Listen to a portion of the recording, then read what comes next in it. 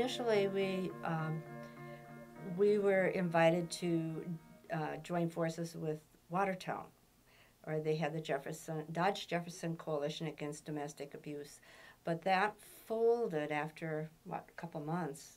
It was, and we decided that we could just start one here.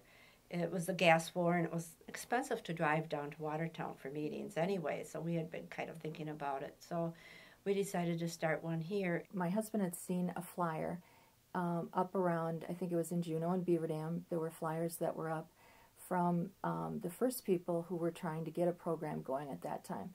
And that was in 1979, actually. And so we went to a meeting, which was held, I think it was in Juneau. And so what we did is, there weren't very many people that showed up with interest, but we talked just about what was the problem. Doing the hospital social work was what caused me to think there was a need. We've seen enough, you know, and you start saying there has to be something more. Mm-hmm. It's not enough to just send a police officer into this situation. It's not enough to just say, oh, well, just be a nicer wife and maybe he won't hurt you anymore. Mm-hmm. That was one of the pastoral responses I had, that a man who would hold a pillow over his wife's head until she couldn't breathe. And he told her that she wasn't being a good enough wife. Mm-hmm. So, you know, those kinds of things were coming through. So that was, for me, that was part of, I think, what precipitated, we need to get together and do something about this. Well, the core problem was that there was no one that was talking about, identifying, or responding to domestic violence in Dodge County.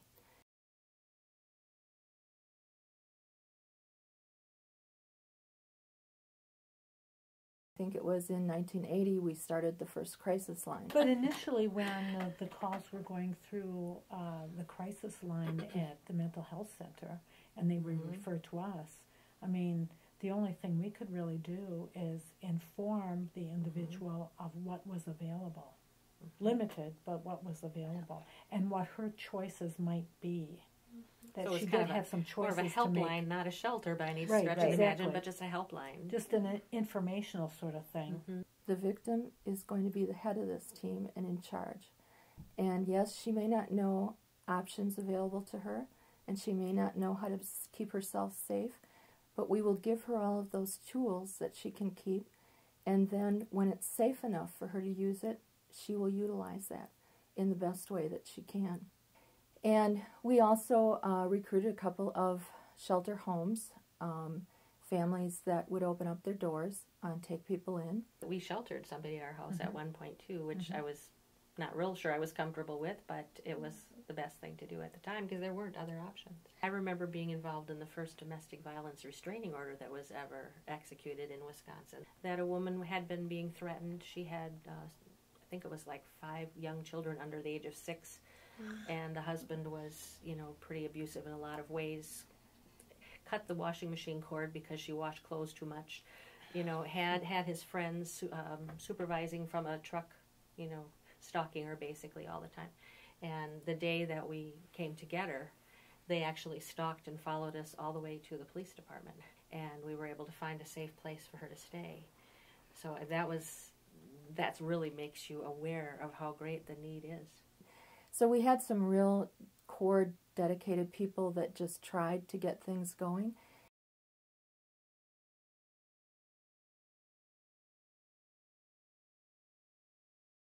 We had, for finances, we had fundraisers. I mean, we had bake sales and things, and then when Marge worked at the nursing home, we would go over there at prior to lunchtime, and we would make sub sandwiches. And in particular, the mental health center from Juneau supported that a good deal because they would have somebody come over and they'd order like 10 sandwiches.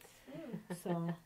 And that was just to pay for the phone bills at that time. We talked about applying for our first state grant, which we received in 1982. And what we had to do before we were eligible for the grant was to get a board of directors, write the first set of bylaws, those kinds of things. My husband and I were both on the board. At that time, my husband wrote the very first bylaws. And we had a number of other people. We had a police chief from Randolph, We had a lawyer from Mayville. We had a couple people who were on that board who were, at one time, had been a victim of abuse and didn't consider themselves anymore. They had gone a step beyond that and gone in a real positive way. But they really had a lot to offer, some really good ideas about what we needed to do. And we wanted people from all over Dodge County, not just Beaver Dam, and we wanted from different professions and business, and we wanted a real varied board, and I think we achieved that. So we just had a lot of very good people, Sue Orlowski, Marge Tice, a lot of people that created that first board and then helped get things set up for us to apply for the grant. And then I wrote a grant. The state offered, started offering grants, so we wrote and got the grant. And the grant funding was only enough to open up an office. And so we opened up our first office at Beaver Dam Hospital. It was called the 38 building, the real old wing of the hospital, and we actually had to rent. We actually had to pay rent. That was my office in that wing for a while. Yes, and we had two, what they were old patient rooms, and they were connected through a bathroom. Well, the first thing we did, because we had grant money, is we hired a director. And the first one didn't work out real well because she had come from a domestic abuse background. And but I don't think she had worked through all of that yet. And Renee was really took good. over director. Yeah, and then Renee did it. She's just was the heart and soul of everything. Yes. Just really a big heart and just very comforting to people, and so and organized and ready and available.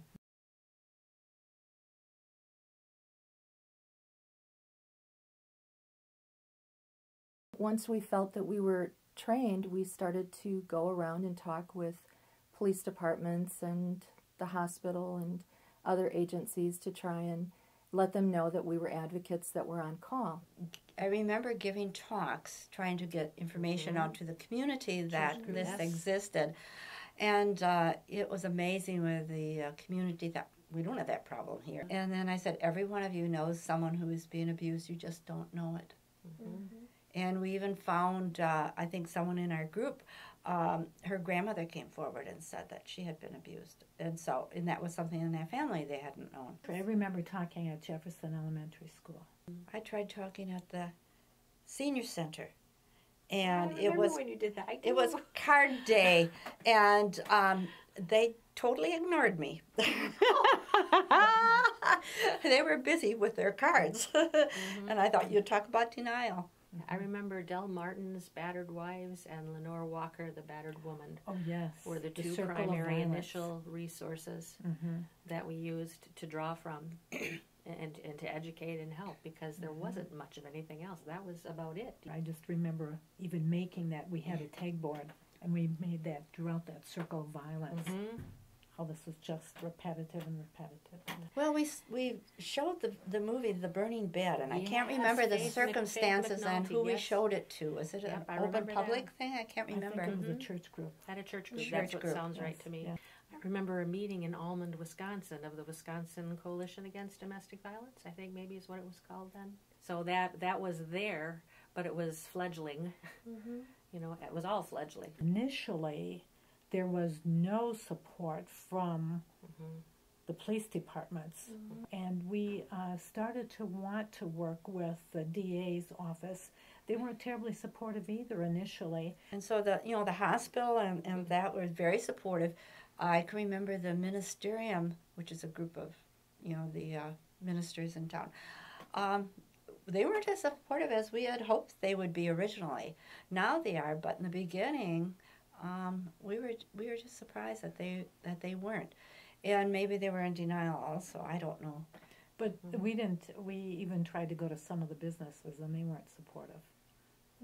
I mean, no one wanted to take this on. Yeah. It'd be easier to support something that wasn't quite so. Put my name on it. Potato kind of thing. Yeah. It was the initial getting over the denial hump. And I don't think they can ignore it anymore.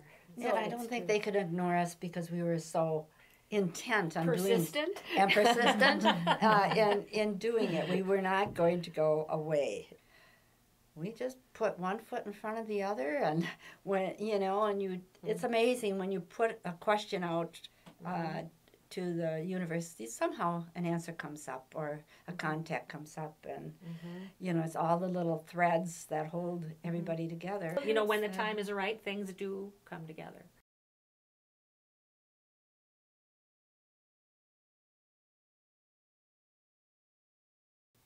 So then we started realizing that we needed a shelter. I linked up with Pastor Mark Muldrum, which was the best linkage I could have ever done.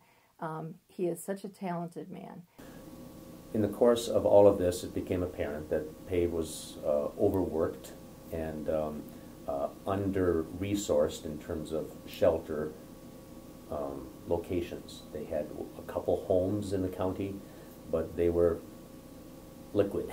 They were here today, gone tomorrow kind of thing. It was very difficult to find shelter. And most of the time, the women and children had to be sent to either Fond du Lac or West Bend, and sometimes Dane County, and that was problematic logistically to separate the mother and the children from immediate relatives who were supportive and friends who were supportive. So in the course of all this, one day I was sitting at my desk, and it just came upon me, we should have a shelter. Now, Renee was saying this, I knew this, but I just said, now's the time. I just sensed now was the time. So I picked up the phone, I called Renee, and said, Renee, do you want a shelter? She said, well, of course I want a shelter. Okay, you're going to get one.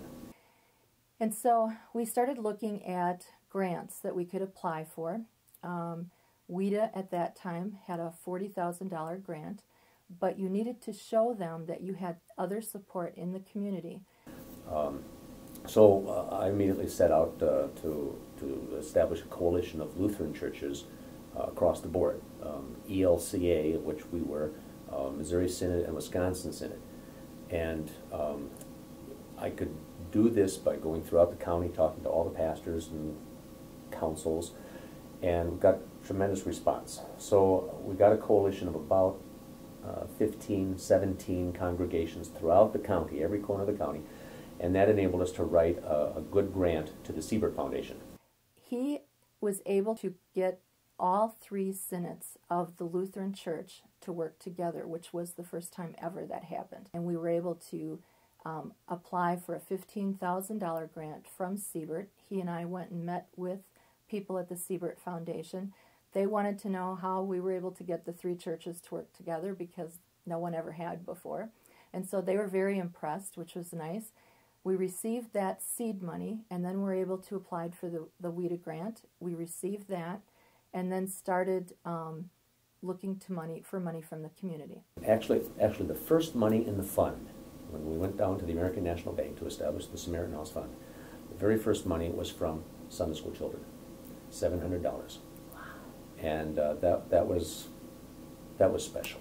That touched the heart. But then, see, St. John's came up with some internal money, and they would give a matching grant up to $12,500 at this time. Well, then St. Peter's came up with a grant from an estate for $13,500. So you put all those figures together, and you get about half of the $90,000 that we needed for the house. So we started looking at houses around Beaver Dam. We looked at everything that was available, and came upon this house, and we just loved it. And we just saw so many opportunities, and we met with the 2 people that owned it. They were an elderly couple that said they would really like to sell the place to us, but they were concerned about their neighbors. The neighborhood was abuzz with, oh my God, not in our backyard, So Mark was able to help me put together a community board to meet with members from the neighborhood and talk to them about how they were going to be involved. This was going to be a quality place, and that they didn't need to worry.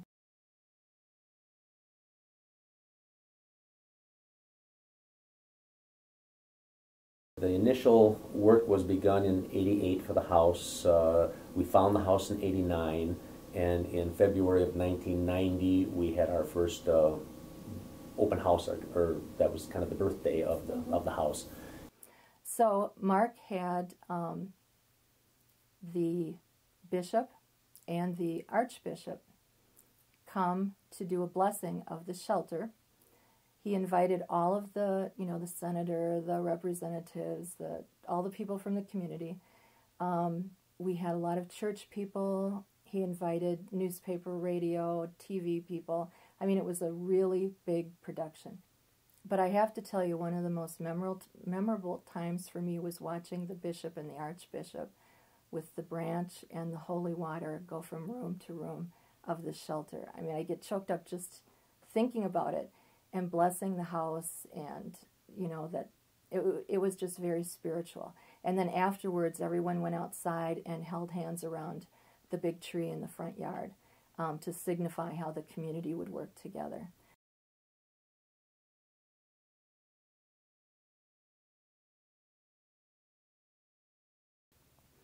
It was a struggle, though, in the beginning, because we didn't have a lot of money. And because we were receiving a state grant, we needed to be open 24 hours a day. But we did it. I mean, a lot of us, there was never any health insurance or raises very much at all. And people didn't mind, because people believed in the mission. I wanted to talk about the times that were really bad for the staff and myself. And I remember one in particular. This man came to the back door, and his wife was just screaming in the living room. She had saw the car drive up. And so I had everyone get down on the floor, get in the bedrooms, get down on the floor, and to be very quiet. And I went to the back door, and I said, I don't know who you are, but I want you to know the police are on the way. I had already called 911. And he told me who he was, and he said he wanted his wife. And I said, I don't know anybody by that name, and I hope you're going to leave before the police came. Well, he made a couple of threats, and he shot a gun off in the air. By the time police came, he had gone. That was probably one of our scariest times. But it showed us, that we need to be constantly working with police on making sure everything here is safe. A woman who worked with us for probably 3 or 4 years, strong woman who had been physically beaten. Her priest actually brought her to us the first time. She was severely beaten by this man. I can tell you how many times I went to the emergency room to sit with her, and I can remember times when her eyes were so battered she couldn't see, and the nurses had to use razor blades to make a slit so she could open her eyes. But she was very religious, even though her priest told her, God didn't want her to live with this. It took her a long time, but she did eventually leave. And she had children with her. Unfortunately, as we know, happens a lot, she left, she filed for divorce, she filed for a restraining order, she came into shelter, and he continued to follow and harass, and she got a job, he showed up at the job. If she drove somewhere, he'd find her on a highway and pull her over. He just was relentless. And she was in and out of shelter a lot because of the things he was doing. I mean, he would have flowers sent and he'd always pay cash, so you couldn't trace it back to him. He would drop off bags of McDonald's food on her porch, and she would find it when she came. So there was no writing, there was no, there was no way to trace it, but we all knew what was going on. And she continued to work so hard to fight to stay away from him. And she also wrote a diary, kept a diary of all the things that he had done and the dates. And one day she brought it to me, and she said, if I ever die, I want you to turn this over to the police, because this will tell my story if I can't. And she also came and said goodbye to all of us, because she knew she was going to die. And it was so hard, because we all knew she was too. I mean, the writing was on the wall. And one day I woke up and listened to the radio and heard that he had shot her on one of our main streets in Beaverdam. And then he had turned the gun on himself. And so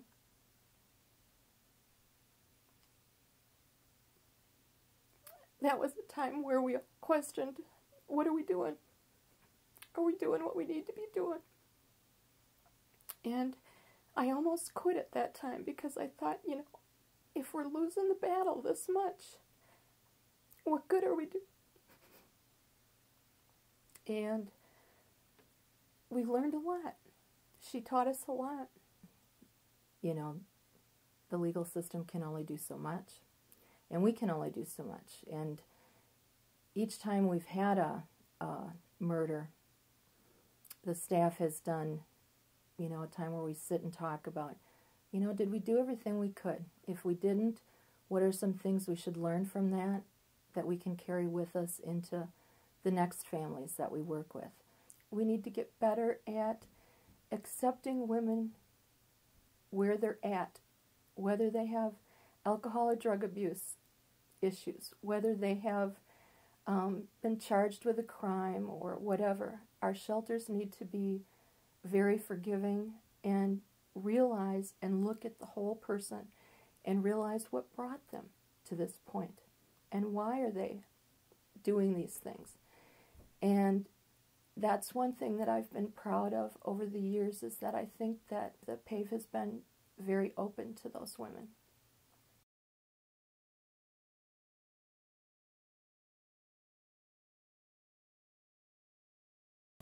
I was so pleased to see that PAVE was still strong, that the house was still standing. I was delighted to see the website and see all that's happened. It's like, huh, wonderful. I was just a little part of starting that. That's wonderful. And then to see what you have now. Oh, yeah. You know, what you have, what has been grown here is a tremendous blessing. So I'm sure it's not easy to keep it all flowing together, because you are providing how many different social services under one roof. This is just awesome what it is. All the resources put together can make a difference. Can't rely on just one resource, one pot to handle all the financial or physical needs. But if we all work together and increase what we can give, because we can. We have been blessed so much that we can give more and more, and that's what we're called to do. And out of compassion for all of God's creatures, men, women, and children, we will give and continue to support the wonderful work that PAVE is doing. And we thank God for what PAVE is doing in our community these days, and we hope that it will continue for years and years and years to come, because we know the need will continue to be there, which is unfortunate, but it is true. So we deal with reality, and we deal with reality with love.